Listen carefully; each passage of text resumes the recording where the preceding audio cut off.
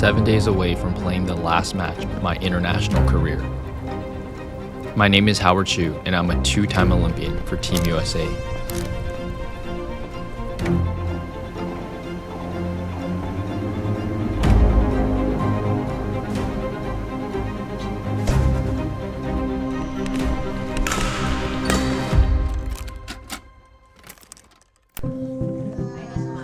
Everyone is always asked that one question as a kid. What do you want to be when you grow up? For as long as I can remember, sports was my obsession. It didn't matter what it was. All I knew was that it made me feel alive. My parents passed down their love for sports. Coming from traditional Chinese families, they never had the chance to pursue their passions outside of school and work. So when they immigrated to the US, they vowed to give me and my older brother Jack the opportunities they never had. This part of my life is called dreaming. It was the summer of '98 when my dad introduced me to badminton. It felt unlike the other sports that I'd played. With every step and every swing, I felt like I'd found something special. Something that was mine. Badminton didn't come to me naturally.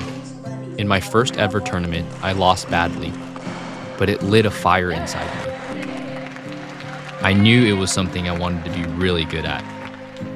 By 11, I had become the top-ranked junior in the nation and won every title there was. But in the US, badminton simply is not a premier sport. There's little to no support for player development.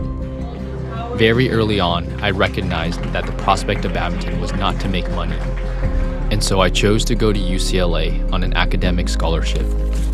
As a full-time student, I did what I could to maintain a decent playing level. Studying for a degree in business economics at UCLA. I did everything to keep my badminton career alive. Upon graduation, I had a decision to make. Some really difficult decisions to make about his education and his study. And do I still pursue my Olympic dreams, or do I start climbing the corporate ladder? I landed an offer at a top management consulting firm, a role with a great career trajectory that would set me up for a comfortable life. But I knew that I had to make one more run at my Olympic dreams. He's really decided he wants to give badminton a go and qualify for the Olympic Games. Oh, it's gone over. I immersed myself in the training, grinding to be 1% better every day. I mastered everything that I could to give myself an advantage.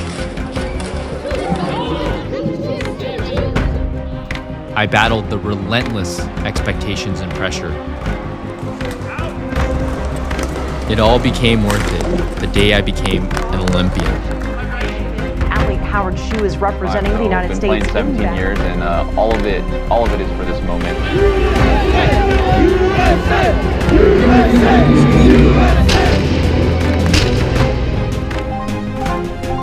And to be able to say that I'm going to represent the United States Olympic team, it's absolutely a dream come true for me. But life doesn't wait, and it was time to get back to reality. I had to return to my goals outside of my sporting life. This part of my life is called searching. I found myself back in consulting as I'd promised myself.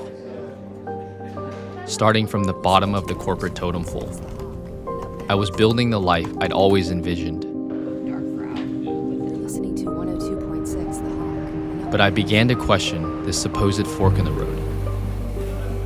I had started a new chapter. Did I really have to walk away from the other? I wanted so much more for myself, and even more for those that I could inspire. I knew I could still compete at the highest level. I had so much left to offer. There just was no clear path to follow. Nobody had done it before me. My life had moved forward in other ways, and decisions were no longer just about me. But I had to try. I wrote a business case and convinced the partners at the firm to allow me to compete while working.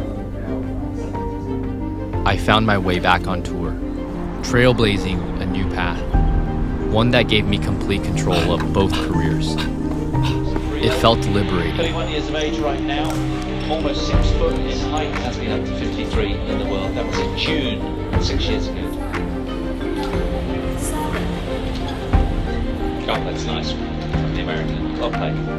Was this the way forward for those who refuse to choose between their dreams?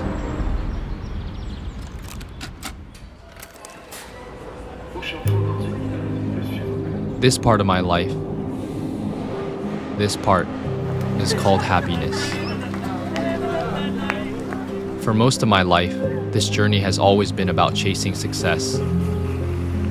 But I learned that success is not only measured by wins or losses, but found through fulfillment and happiness.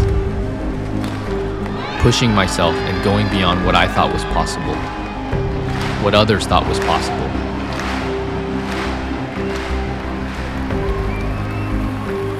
And it wasn't just on the court where I learned to do that, to not be confined to the limits or expectations set by others. Yet this final stretch of my badminton career has become more meaningful than any of the medals that I've earned. It's been about daring to dream big, defying all the odds, and finishing on my own terms, all while sharing these memories with those around me. You guys have all been a part of this journey, and I love you guys all. So cheers to that. Paris 2024 feels like a storybook ending. To the sport of badminton, you gave this kid from Orange County so much more than he could have ever asked for. And for that, I am forever grateful. To all my dreamers out there, if you're lucky enough to have something that sets your heart on fire, chase after it with everything you've got. And finally, what would you say to young kids who are out there watching you, who are dreaming of going to the Olympics one day? What advice would you have for them? I think the main piece of advice is to just have faith in the process. You know, nothing comes overnight. It's patience is key. Have faith, and you know, dreams really do come true.